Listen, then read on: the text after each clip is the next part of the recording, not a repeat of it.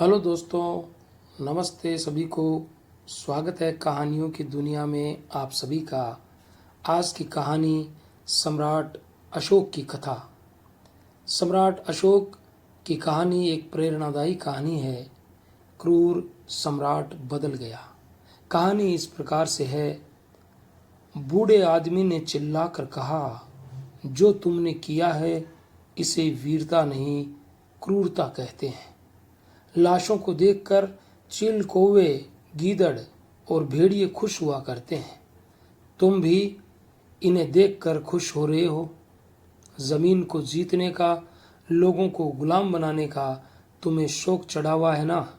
जाओ, युद्ध के मैदान में लाशों को देखो और खुश हो।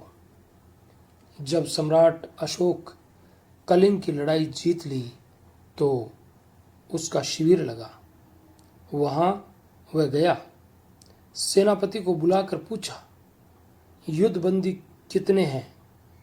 सेनापति ने कहा, युद्धबंदी तो नहीं रहे, लेकिन हम बहुत अच्छी तरह से युद्ध जीते हैं, वीरता से जीते हैं। अशोक ने कहा, युद्धबंदियों को मेरे सामने लाया जाए। एक सिपाही एक बूढ़े व्यक्ति को लेकर आया। बोला, बस यही व्यक्ति बचा है। अशोक ने पूछा, और बंदी क्यों नहीं बन पाए? बताया, और सब कटकर मर गए। महिलाओं ने भी तलवारें हाथ में ले ली। बच्चे बूढ़े सब लड़े, लेकिन एक बूढ़ा व्यक्ति बच गया क्योंकि ये बीमार था। अशोक ने कहा, इसका मतलब हमारी वीरता के सामने कोई टिक नहीं सका। जैसे ये कहा, सामने खड़े बूढ़े आदमी ने चिल्लाकर कहा, जो तुमने किया है इसे वीरता नहीं क्रूरता कहते हैं। लाशों को देखकर चील, कौवे, गीदड़ और भेड़िए खुश हुआ करते हैं। तुम भी इन्हें देखकर खुश हो रहे हो। जमीन को जीतने का, लोगों को गुलाम बनाने का तुम्हें शौक चढ़ा हुआ है ना। जाओ, युद्ध के मैदान में लाशों को देखो और खुश हो। सम्राट ने कहा, इस बूढ़े आदमी को मेरे सामने से हटाओ। सिपाही उसको लेकर जाने लगे तो वह वहीं गिरकर मर गया। जब अशोक के कानों में उसके शब्द गूंज रहे थे कि यह वीरता नहीं क्रूरता है, लाशों को देखकर चील, कौवे खुश होते हैं, इंसान नहीं। उसने मन में सोचा कि क्या मैं चील, कौवों की तरह हूं, गीदड़ और भेड़िए की तरह हूं। जैसे ही वह अपना रथ लेकर युद्ध भूमि के बीच से गुजरा तो बहुत सारे शव पड़े हुए देखे। देखते ही अशोक का मन भर आया। अपनी राजधानी में आकर सारा दिन उदास बैठा रहा। रात में नींद नहीं आई। सुबह के समय अपने मंत्री को कहा, यहाँ महात्मा बुद्ध का एक शिष्य रहता है।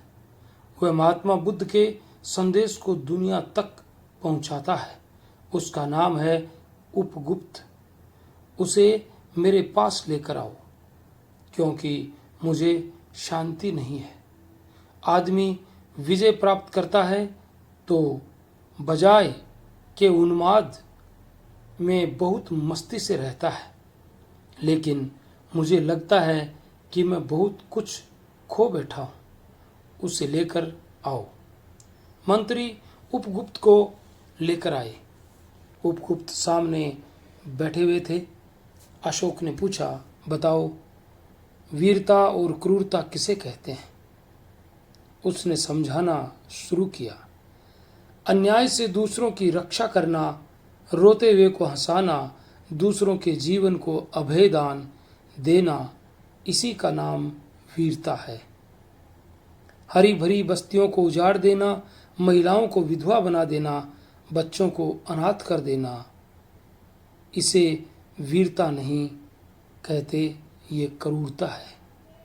फिर उपगुप्त ने कहा, जरा सोच कर देखो कि जैसे महात्मा बुद्ध ने अंगुलीमाल डाकू को कहा था कि सामने पेड़ पर लगे पत्ते को तोड़ कर लाओ।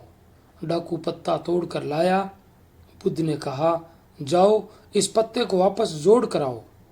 डाकू ने कहा, पत्ता तोड़ लेना आसान है, जोड़ना आसान नहीं। महात्मा बुद्ध ने कहा, किसी की जिंदगी को खत्म करना तो आसान, लेकिन किसी को जिंदगी देना आसान नहीं है। वह तेरे बस की बात नहीं। जब तू जिंदगी किसी को दे नहीं सकता तो उसे लेने का अधिकार तुझे किसने दिया? उपगुप्त ने कहा, जो बात महात्मा बुद्ध ने कही थी वही मैं कहना चाहता हूँ। छोटी छोटी तितलियों सी पंखुड़ियों को देखकर ऐसा लगता है जैसे कोई फूल आसमान में उड़ रहा हो, लेकिन कोई क्रूरता में आकर उस तितली के पंख को तोड़ नोच कर खत्म कर दे तो इसी का नाम क्रूरता है। हो सके तो संसार में फूल खिलाने चाहिए, जीवन में फूल खिलाने चाहिए, उसे उजाड़ नहीं बनाना चाहिए। अशोक ने कहा, अब मैं फूल लगाना चाहता हूँ, बाग लगाना चाहता हूँ, मुझे बताओ मैं क्या करूँ? उपगुप्त ने कहा, अभी तक अपने लिए जिए, अब दूसरों के लिए जियो। खुद शांति में जियो और दूसरों को शांति बांटो। फिर देखो शांति बांटने से कितनी शांति मिलती है, प्रसन्नता बांटने से कितनी प्रसन्नता मिलती है, दूसरों को ऊंचा उठाने से कितने ऊंचे उठते हो। आज से जिंदगी का मकसद बदलो। अशोक अपनी जिंदगी का मकसद बदलो। अशोक ने अपनी जिंदगी का मकसद बदल दिया। एक बात कही, उपगुप्त, तुम मेरी जिंदगी को बदल कर जा रहे हो। मैं मानता हूँ कि तुमने बाहर से मुझे कुछ नहीं दिया, लेकिन जो कुछ दिया वह किसी खजाने से कम नहीं। तुमने मेरे अंदर एक व्याकुलता दी है, मैं इस व्याकुलता को जिंदा रखूंगा। ये कहानी थी छोटी सी महान सम्राट अशोक की।